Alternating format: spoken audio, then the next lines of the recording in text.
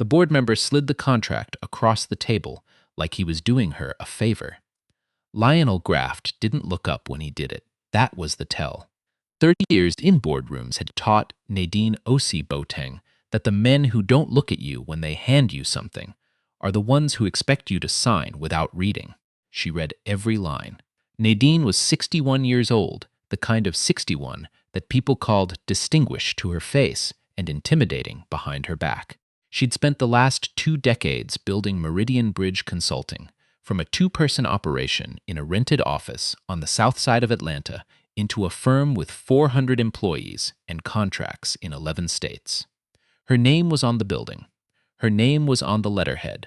And her name was on the wall of the Georgia Small Business Hall of Fame, framed in oak between 2 white men who'd been inducted the same year, and still somehow found ways to talk around her at every joint event.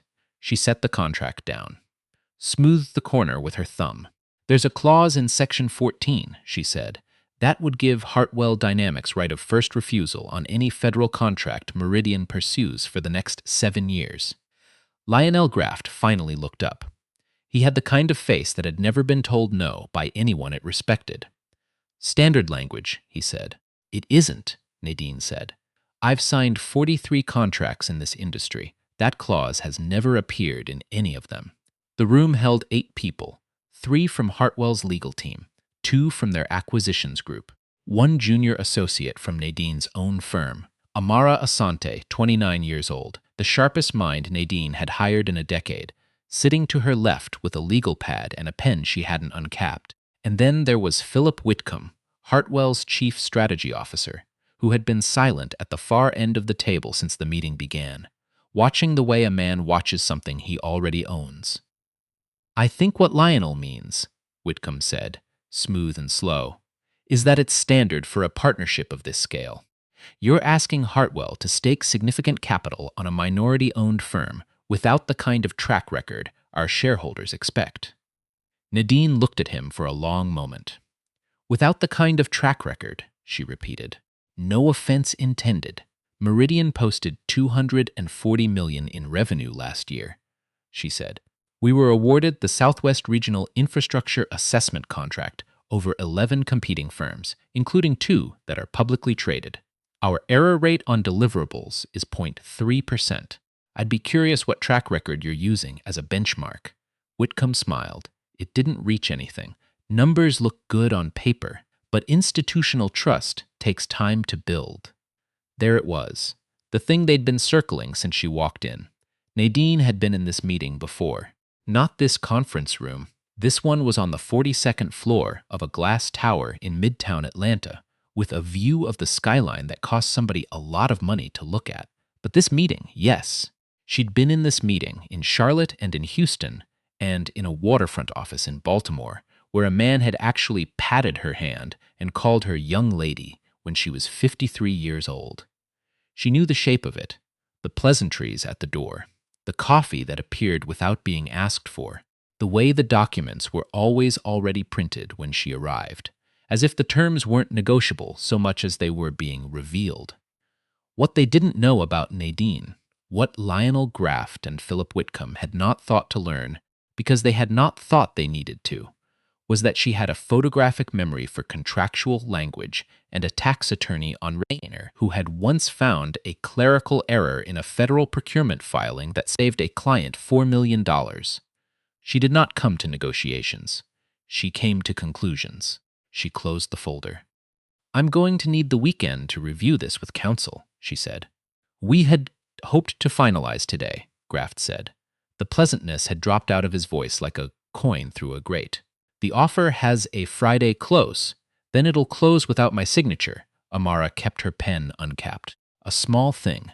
Nadine noticed it and said nothing.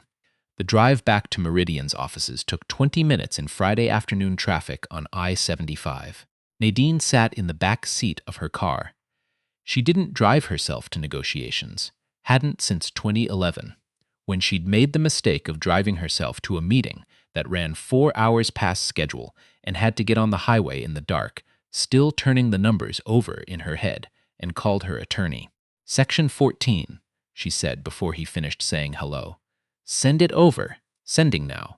I need to know how binding that RF clause is in Georgia if they've already begun public procurement filings for the contract in question. She heard him typing. When's their deadline? They said Friday. It's Friday. I'm aware. He was quiet for a moment. Then, Nadine, if they've already filed on the Southeast Corridor project, the one you've been positioning for since January, then that ROF clause doesn't give them right of first refusal. It gives them the whole thing. You'd be handing them your proposal architecture and waiving your right to submit independently. She'd known. She'd known when she read line 47 of section 14, the subordinate clause tucked inside a subordinate clause like a letter inside a sealed envelope. She'd known, and she'd wanted someone else to say it out loud so she could be certain she wasn't finding something that wasn't there. Thank you, Hugh, she said. Do you want to? I'll call you Monday. She hung up and watched the skyline past the window. The sun was going flat and orange over the western edge of the city, a city she had built herself into, brick by brick, year by year, one contract and one refusal, and one room that fell quiet when she walked in at a time. She thought about her father, Walter O.C. Boateng, who had driven a city bus in Columbus, Ohio for 31 years and taught himself corporate law from library books, because he said a man who couldn't read a contract was a man who could be made to sign anything. He had read her first lease agreement for the Meridian office, sat at his kitchen table with his reading glasses and a yellow legal pad and gone through it clause by clause, and found a landlord indemnity clause that would have made her personally liable for structural damage she didn't cause. She was 34 years old. She'd had $12,000 in a business account and a client list that fit on one page. She had thought about walking away. She hadn't. On Monday morning, Nadine sent Hartwell's legal team a revised contract. She'd had Hugh spend the weekend stripping Section 14 entirely and replacing it with a standard non-exclusivity clause she'd used in 7 prior partnerships. She also attached, as an addendum, a 43-page competitive analysis of the Southeast Corridor project, the kind of analysis that takes most firms 3 months to produce, demonstrating that Meridian had developed a proprietary assessment methodology that no other bidding firm could replicate within the project timeline. It was, in the language of her industry, a declaration of terms. Lionel Graft called at 9:15. She let it go to voicemail. Philip Whitcomb called at 9:41. She answered. This is unexpected, he said. I imagine it is. You understand that the addendum essentially takes their leverage off the table. There was no leverage, she said. There was a clause written to create the appearance of leverage. I removed it. There was a pause. Not an uncomfortable one. Whitcomb wasn't the type to be uncomfortable. That was part of the problem, but a calculating one. She could almost hear him reorganizing. The board won't approve the revised terms without something in return, he said. The revised terms are standard, she said. Any deviation from standard in the original draft was the anomaly, not the revision. I'd be careful about framing it otherwise, particularly if this partnership goes forward and those terms ever need to be reviewed. Another pause. Longer. What do you want, Ms. O.C. Boateng? She almost smiled. Not quite. I want a partnership on terms that reflect what Meridian brings to the table. I want the Southeast Corridor contract submitted jointly with my firm's methodology named as primary, not supporting. I want a revenue split that reflects our contribution, not our perceived negotiating weakness. And I want the close extended to Wednesday. That's not. It's what I want, she said. You know what I can do with the Southeast Corridor proposal. You've seen the addendum. The question is whether your board would prefer to win that contract with Meridian or watch Meridian, submit independently, and explain to your shareholders why you let the most competitive bid in the field walk out of your building. She let that sit. She had learned this, too, from her father. Not the law part, the silence part. Walter O.C. Boateng had told her once that the most powerful thing a person could do in a negotiation was say their piece and then stop talking, because the first person to fill the silence was the one who was afraid. Nadine was not afraid. Whitcomb spoke first. I'll need to take it to the board. Of course, she said. I'll expect a response by end of day tomorrow. She hung up and set the phone on her desk and looked out the window at the Atlanta morning. Her assistant knocked once and opened the door without waiting, which was the protocol Nadine had established. Knock to signal, enter on the knock, because she ran a firm and didn't have time for two-step door rituals. "Amara's here," her assistant said. "Send her in." Amara Asante came in with 2 cups of coffee and the expression of someone who had spent the weekend thinking. She set 1 cup on the desk without being asked.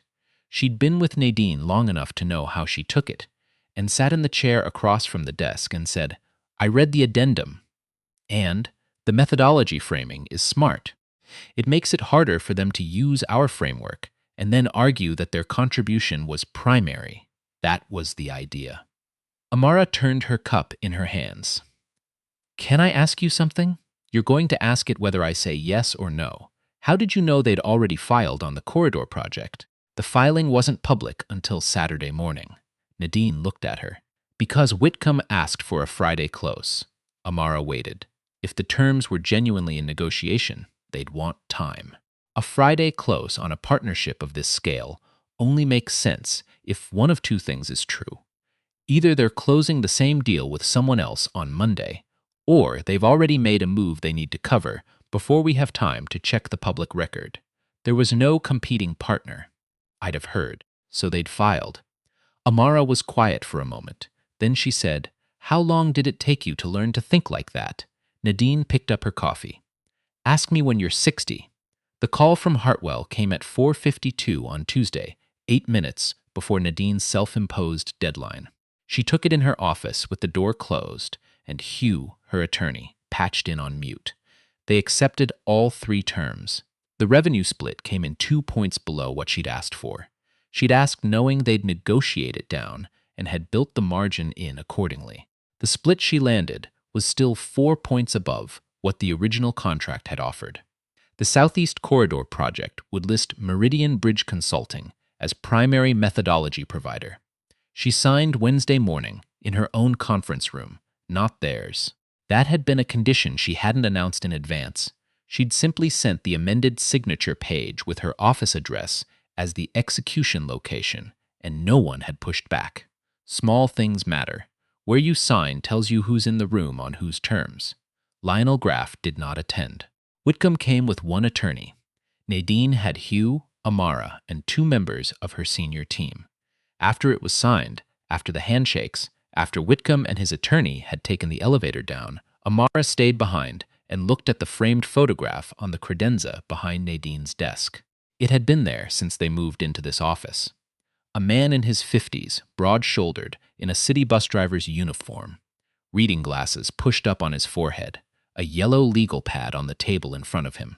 "Is that your father?" Amara asked. "It is. Did he know you'd end up here?" Nadine considered the question. Outside, the Atlanta morning was doing what Atlanta mornings did. Bright and humid and indifferent to the things people did inside the buildings it surrounded. A city full of deals, signed and unsigned, fortunes built and borrowed, rooms where people sat across from each other, and one of them was trying to take something the other had spent a lifetime building. "He knew I'd end up somewhere," she said. "He used to say the only contract you can't negotiate your way out of is the one you sign without reading." She picked up the signed folder and handed it to Amara. "File this under Southeast Corridor," she said. "Primary." Amara took it. She was already thinking about the next thing. Nadine could see it in the way her eyes moved, and that was good. That was exactly right. That was the only way any of it got done. Nadine turned back to the window. The city outside went on the way cities do, loud and layered and full of people who had no idea what had just happened in this room. That was all right. She knew.